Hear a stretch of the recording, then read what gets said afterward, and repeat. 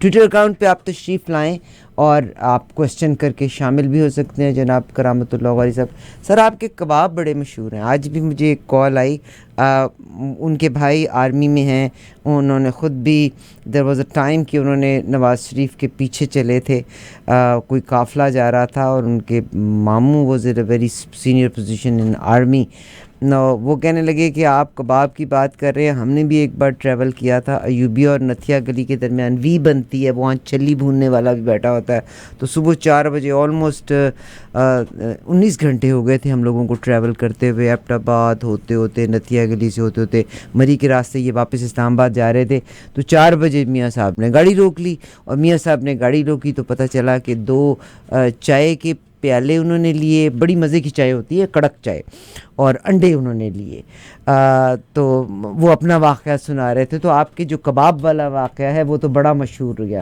جناب کرامت اللہ غوری صاحب، ہم آپ کو خوش آمدید کہتے ہیں، السلام علیکم سر۔ وعلیکم السلام، بہت بہت شکریہ عارفہ۔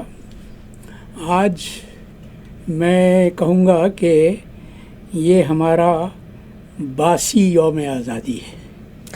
15 تاریخ کو ہے، اور 14 اگست کو ہم آزاد ہوئے تھے، وہ ہمارا یوم آزادی ہے، لیکن جیسے عید کا دوسرا دن 82 عید ہوتا ہے، اسی طرح آج 82 یوم آزادی ہے۔ تو آپ دیکھ رہی ہوں گی کہ میں نے کوشش کی ہے کہ میں اپنا لباس وہ رکھوں جو پاکستان کے پرچم کے رنگ ہے۔ بہت زبردست سر، آپ کا بہت شکریہ۔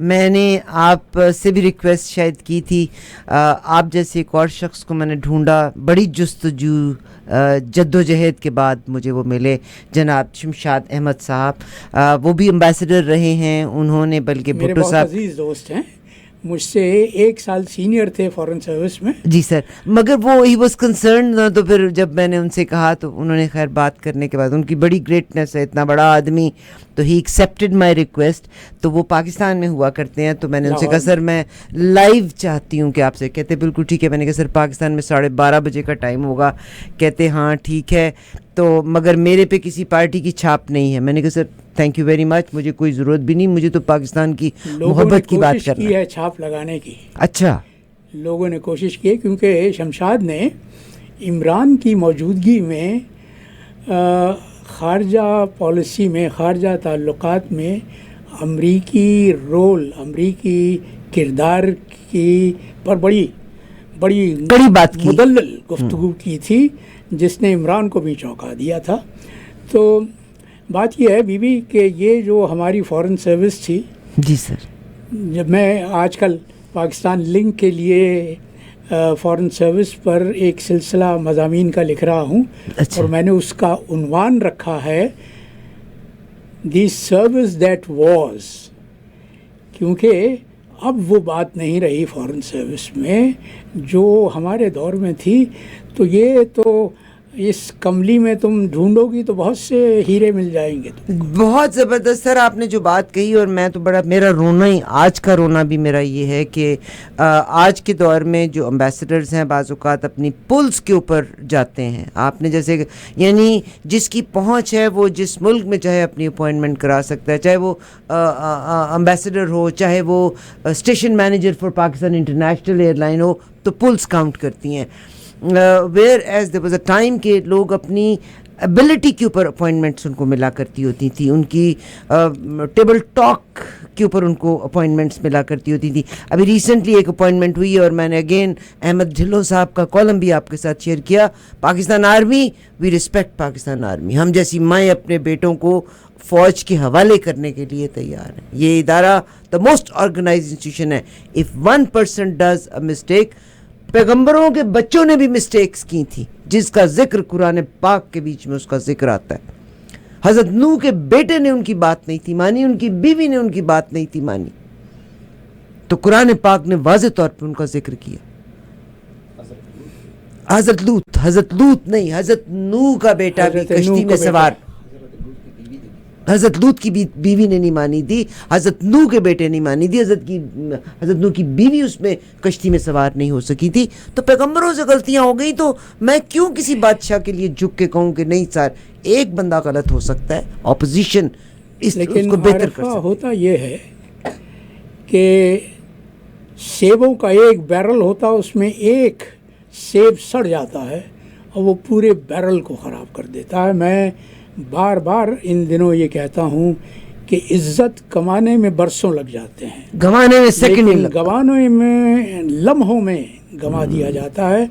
वो किसी ने बहुत अच्छा शेर कहा था कि लम्हों ने ख़ता की थी, ये जबर भी देखा है तारीख़ की नज़रों ने, लम्हों ने ख़ता की थी सदियों ने सज़ा पाई। लम्हों ने खता की थी सदियों ने सजा और ये शेर, एक मुलाकात हुई थी मनमोहन सिंह और हमारे उस वक्त के वज़ीर आज़म यूसुफ़ रज़ा गीलानी की, और ये हुई थी मिस्र की जो बहरे अहमर पर एक तफरीगाह है शर्म अल शेख, वहाँ पर मुलाकात हुई थी। और वहाँ मनमोहन सिंह ने ये शेर पढ़ा तो इसके जवाब में मुझे बड़ी हैरत है। यूसुफ़ रज़ा गीलानी ने जो शेर सुनाया वो भी कमाल का था। अच्छा, उन्होंने कहा कि तूने अच्छा किया ए दोस्त सहारा न दिया, तूने अच्छा किया है दोस्त सहारा न दिया, मुझको गिरने की ज़रूरत थी संभलने के लिए। मगर यूसुफ रज़ा गिलानी का तो बुनियादी तौर पर तो वो जर्नलिस्ट थे, पढ़े जर्नलिज्म में उन्होंने पढ़ा था, तो वो तो चले गए पॉलिटिक्स की तरफ। बुनियादी तौर पर तो सज्जादा नशीन है, सज्जादा नशीन है, और उनके दादा मोहतरम का नाम भी उन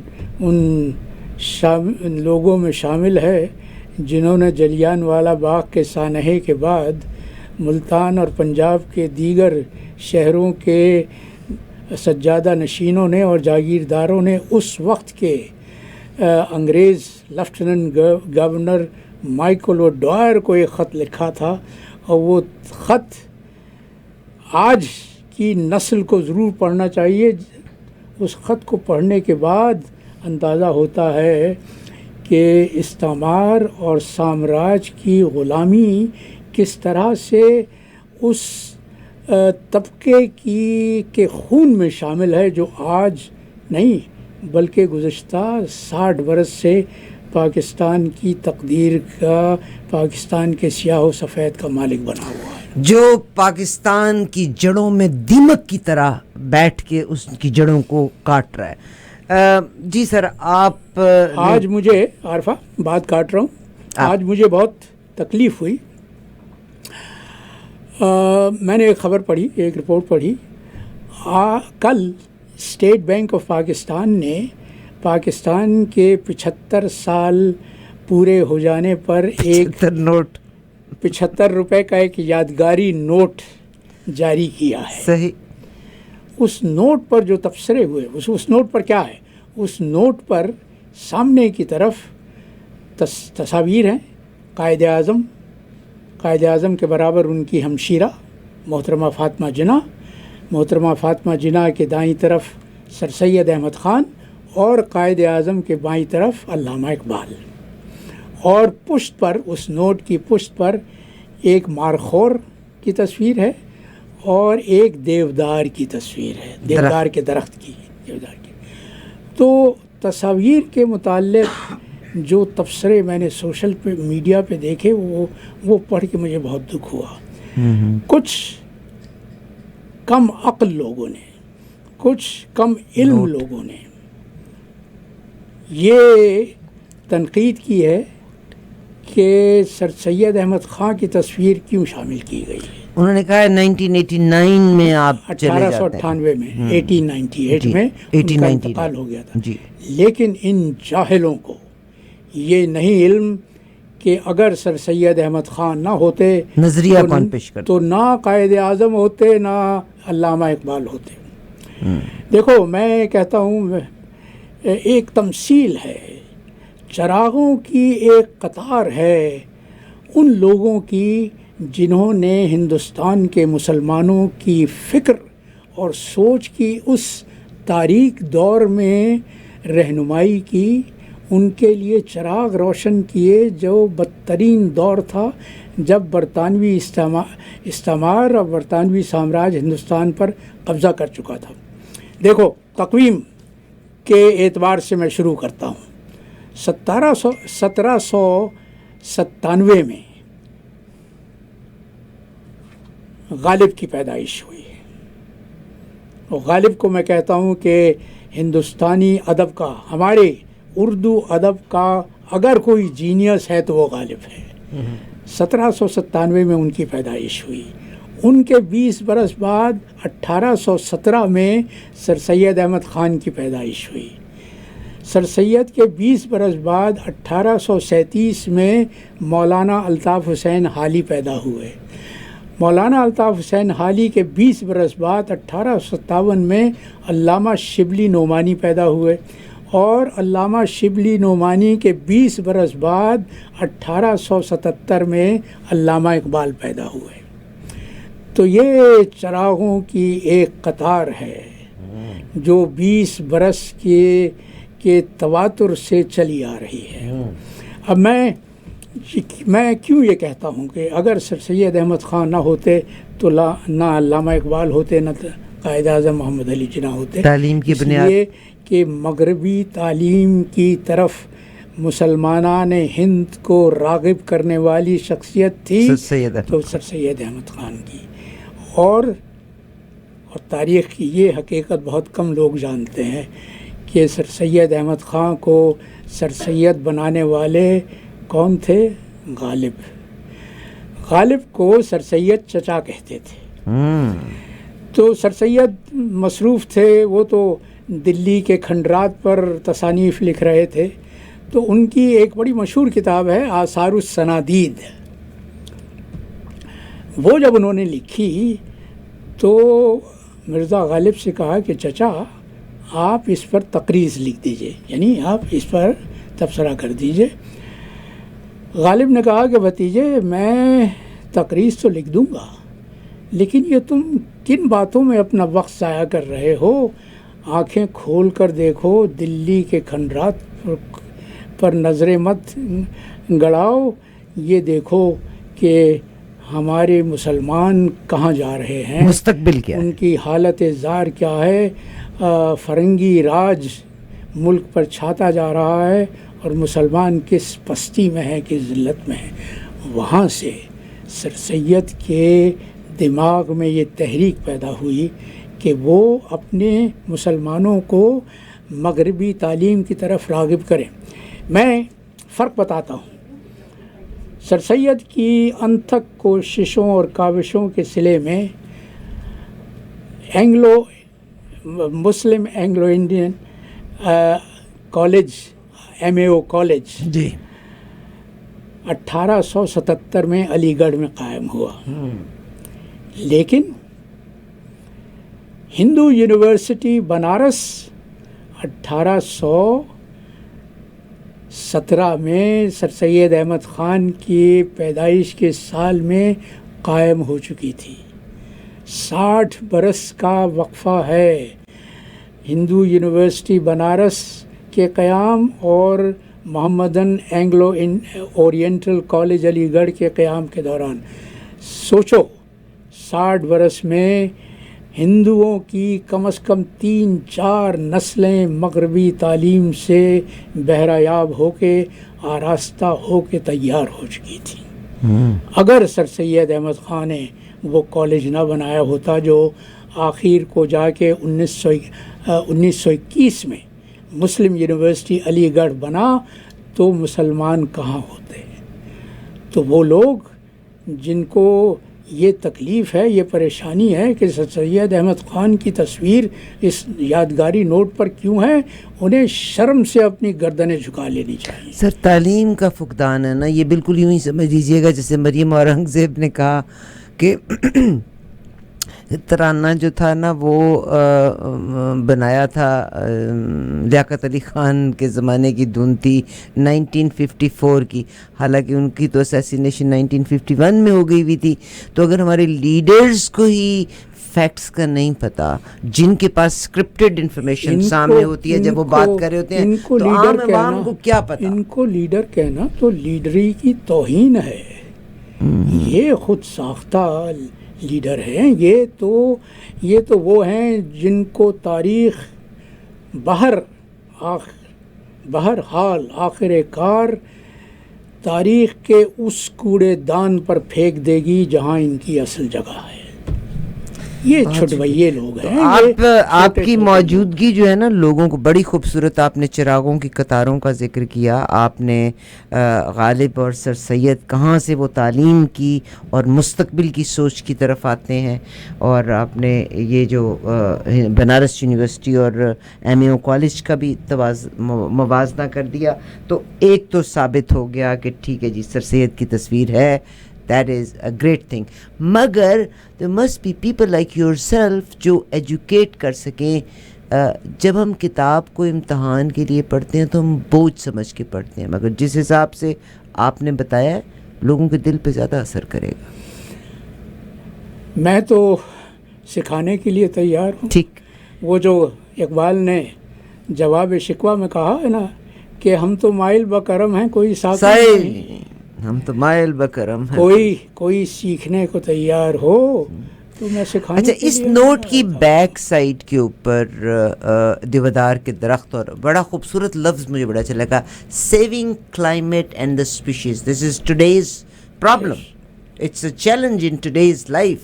یورپ اپنی آنکھوں سے دیکھ رہا ہے کہ یورپ میں اس سال بدترین گرمی رہی ہے, اور یہ حال ہے کہ دریا سوکھ رہے ہیں, دریا پایاب ہو رہے ہیں. تو یہ جو نوٹ ہے بالکل بہتر, ٹھیک ہے, مگر what do you say about قومی نغمہ کہ اس کی دھن کو چینج کیا ہے؟ I think کہ ملک کے پاس پیسہ نہیں ہے جس نے نئی دھن بنائی ہے. they must have paid him a lot. I don't know, it's just my assumption.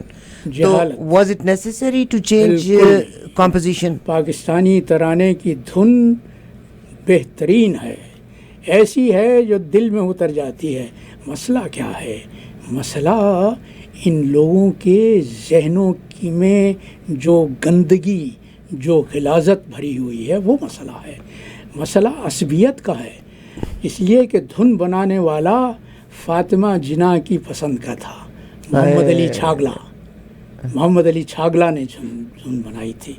ترانے پر لوگ اعتراض کرتے ہیں کہ ترانے میں عربی پرشین ہے, تمام فارسی ہے, اردو میں 70% فارسی ہے.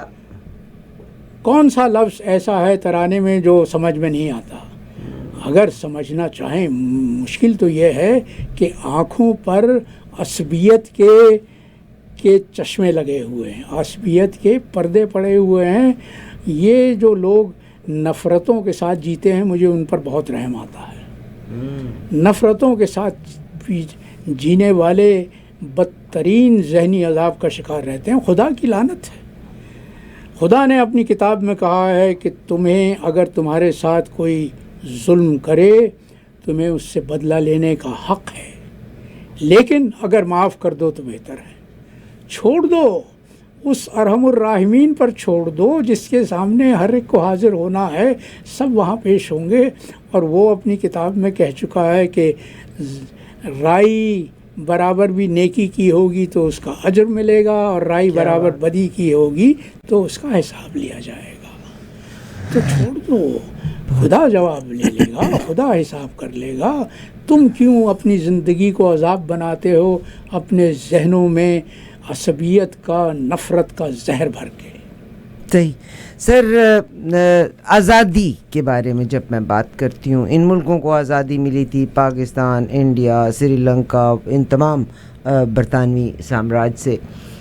تو آپ روزگار سفیر, آپ کی کتاب ہے, آج آپ کہہ رہے تھے کہ عارفہ میں تاریخ کا کوئی ایک صفحہ شیئر کروں گا. میں نے ایک فلم کا ایک پورشن دیکھا اور پریکٹیکلی میرے گوز بمپس تھے, اور میں رو پڑی کہ جن لوگوں نے قربانیاں دی تھی پاکستان کے بننے میں, یہ تو ان سے پوچھئے گا کہ آزادی کس کا نام ہے. جو بچہ پیدا ہوا ہے اس ماحول کے بیچ میں, اس کو شاید قربانی کا مطلب آتا نہیں آتا. آپ سے سننا, اسی لیے میں کہتا ہوں کہ میں چلتا پھرتا پاکستان ہوں. میں 6 برس کا تھا, 6 برس کا بھی نہیں ہوا تھا, جب میں نے اپنے ماں باپ کی انگلی پکڑ کر دلی میں اپنا آبائی مکان چھوڑا تھا اور نقل مکانی کی تھی، پاکستان کی طرف ہجرت کی تھی. وہ اس ہجرت کے دوران ہمیں کن مسائل سے دوچار ہونا پڑا، کن مصائب کو جھیلنا پڑا، وہ سب احوال میں نے روزگار سفیر میں لکھ دیا ہے. لیکن آج 15 اگست ہے، بھارت کا یوم آزادی ہے، ہم ان کو مبارکباد دیتے ہیں، لیکن اس پر مجھے اپنا واقعہ یاد آ رہا ہے. میں دلی میں میرا آبائی گھر جس محلے میں ہے وہ دریا گنج کہلاتا ہے. دریا گنج یوں اس کا نام تھا کہ شاہ جہاں نے جب دلی بسائی تھی، اور دلی کو مغلیہ دور میں شاہ جہاں آباد کہا جاتا تھا، تو بادشاہ تو قلعے میں رہتے تھے، لال قلعے میں. قلعے کے آس پاس کا جو علاقہ تھا، جو دریا اس زمانے میں جمنا بالکل قلعے کے نیچے سے گزرتی تھی. صحیح. تو دریا کے پاس شاہ جہاں کے جو امراء تھے انہوں نے اپنے محل بنائے تھے. آج بھی میرا آبائی گھر جہاں ہے اس کے سامنے ایک محل کے کھنڈرات دیکھے جا سکتے ہیں، وہ کہلاتا ہے کلاں محل، بڑا محل.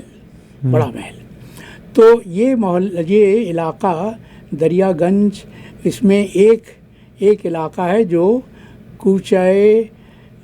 کوچہ چیلان کہلاتا ہے.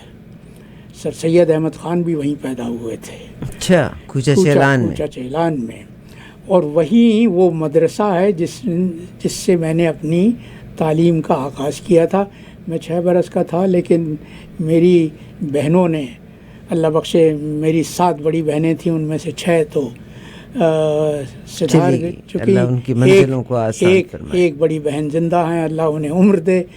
تو میری بہنوں نے مجھے گھر پہ ہی پڑھایا تھا، تو میں 6 برس کی عمر میں سیدھا دوسری جماعت میں داخل ہو گیا تھا.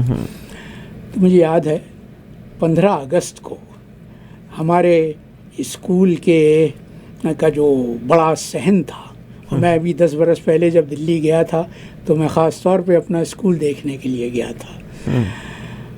وہاں پر ترنگا لہرایا گیا 15 اگست کو، اور سب بچوں میں مٹھائی تقسیم کی گئی، اور ہمیں ایک بیج بھی دیا گیا اپنی قمیضوں پر لگانے کے لیے. تو مجھے یاد ہے کہ میں اسکول ختم ہونے کے بعد بڑی شان سے گھر جب پہنچا اور میں نے اماں کو دکھایا کہ اماں آج مجھے یہ اسکول میں بیج ملا ہے. بیج تھا ترنگے کا، ترنگے جھنڈے کا، ہندوستان کا. تو دیکھو، وہ جو نیپولین نے کہا تھا نا کہ تم مجھے اچھی مائیں دو، میں تمہیں اچھے لیڈر دوں گا. جی. تو میں اپنی ماں کو سلام کرتا ہوں، اللہ انہیں کروٹ جنت نصیب کرے. آمین. اماں نے میرے ہاتھ سے وہ لیا ترنگا اور اس کو پھینک دیا. کہا بیٹا یہ ہمارا جھنڈا نہیں ہے، ہمارا جھنڈا پاکستان کا سبز ہلالی پرچم ہے. ہم یہاں نہیں رہیں گے، ہم پاکستان جائیں گے. تو وہ میری ماں جیسی ماؤں نے اس نسل کی ذہنی پرورش کی تھی، اور مجھے فخر ہے کہ میری رگوں میں پاکستان موجزن ہے. میں بتاؤں 1971 کا جو سانحہ تھا، جی سر، سقوط مشرقی پاکستان کا، اس زمانے میں اس وقت پوسٹڈ تھا 1971 کے درمیان تک، وسط تک، بوئنس آئرس ارجنٹینا میں. جی سر. لیکن ارجنٹینا جانے سے پہلے میں نیو یارک میں وائس کونسل رہا تھا. وہ میری پہلی سفارتی تعیناتی تھی، سفارتی تقرر تھا میرا. تو میں منیلا جاتے ہوئے، میرے منیلا تبادلہ ہو گیا تھا فلیپینس کا، تو میں منیلا جاتے ہوئے، ظاہر ہے امریکہ میں میں نے قیام کیا، میری بیٹی کی 2ری سالگرہ ہمیں منانی تھی. تو وہاں امریکہ کی کاؤنسل آف فارن ریلیشنز ہے، بڑی مشہور وہ تھنک ٹینک ہے. میں جب وائس کونسل تھا تو میں اس کے تمام جلسوں میں جایا کرتا تھا پابندی سے. تو اس کے لوگ مجھے سب جانتے تھے. جی سر. یہ جو لوگ کہتے ہیں نا کہ نہیں نہیں نہیں نہیں نہیں سامراج کسی کو ورغلاتا نہیں، یہ تو لوگ خود بہک جاتے ہیں. سامراج پوری طرح سے کوشش کرتا ہے، وفاداریاں خریدنے کی کوشش کرتا ہے. نیو یارک کے اس مختصر قیام میں کوئی دن نہیں تھا جب مجھے یہ لالچ نہ دی گئی ہو کہ تم بھی پاکستان سے اپنی وفاداری توڑ لو. مگر that is unethical, you cannot force. کیونکہ ہمارے جو بنگالی ساتھی تھے فورن سروس کے، وہ ایک ایک کر کے پاکستان سے اپنی وفاداری ترک کرتے جا رہے تھے، اور مجھے منیلا بھیجا اسی لیے گیا تھا کہ وہاں پر جو سفیر تھے وہ بھی بنگالی تھے، اور جو سیکنڈ آفیسر تھا وہ بھی میرا بیچ میٹ تھا، جس کا تبادلہ جکارتہ ہوا، اور اس نے جکارتہ پہنچتے ہی پاکستان سے اپنی وفاداری کو ترک کر دیا. تو مجھ سے کہا گیا کہ دیکھو، تم نے اگر پاکستان سے علیحدگی کا اعلان کیا تو وہ تو تاریخ ساز بات ہوگی، اس لیے کہ یہ بنگالی تو چھوڑ رہے ہیں، تم تو بنگالی نہیں ہو. اگر یہ قدم اٹھاؤ گے تو وہ تو پھر تاریخ بن جائے گی. اور میں نے جواب میں یہی کہا تھا کہ میں پاکستان کا نعرہ لگاتے ہوئے میں نے ہوش سنبھالا تھا. پاکستان میری رگوں میں خون بن کر دوڑ رہا ہے. میں کبھی تصور نہیں کر سکتا کہ میں پاکستان سے اپنی وفاداری کو ترک کر دوں. ابھی آپ نے جب یہ بات مجھے بتائی نا، تو میں تو آج کل جب انٹرنیشنلی دیکھتی ہوں، ابھی رشیا نے بڑا اعتراض کیا ہے کہ کوئی سفیر یا ڈپلومیٹک پوزیشن پہ جب دوسرے ممالک ہوں تو آپ ان کو بریگ نہیں کر سکتے، یا ان کو آپ ان کی وفاداریاں خرید نہیں سکتے. Is that right? تو آپ کو بیوی تمہیں نہیں معلوم کہ کس طرح سے دانہ ڈالا جاتا ہے، اور دانہ ہر عمر میں کوشش ہوتی ہے. میں چین میں تھا، اس وقت تک تو میں بہت سینئر ہو چکا تھا. وہاں مجھ سے کہا گیا کہ تمہارے تینوں بیٹوں کو ہم امریکن یونیورسٹیز میں اسکالرشپ دیں گے، وہ وہاں پڑھیں گے. میں نے کہا میرے بیٹے پڑھیں گے میرے پیسے سے، اس لیے کہ میں جس دن فورن سروس میں شرکت کرنے کے لیے سول سروس اکیڈمی لاہور جا رہا تھا تو میرے ابا اللہ بخشے انہوں نے مجھے 2 نصیحتیں کی تھی. کہا تھا بیٹا، ایک تو اپنی روزی کو کبھی حرام کر کے مت کھانا، دوسرے یہ کہ تم ایک اعلیٰ سروس میں جا رہے ہو، تم بڑے بڑے عہدوں پہ کام کرو گے، تمہارے ماتحت ہوں گے، کبھی کسی ماتحت کو ستانا مت، اس لیے کہ بہت بری ہوتی ہے. تمہارا ماتحت تمہیں جواب تو نہیں دے سکے گا لیکن بد دعا دے گا، اور بد دعا بہت دور تک جاتی ہے. جناب کرامت اللہ غوری صاحب ہمارے ساتھ اپنی یادداشتوں کے ساتھ موجود ہیں. سر اگر آپ کو برا نہ لگے تو ہم ٹاپ آف دا آور لے لیں. بالکل، اسٹیشن کی مجبوری ہے. Top of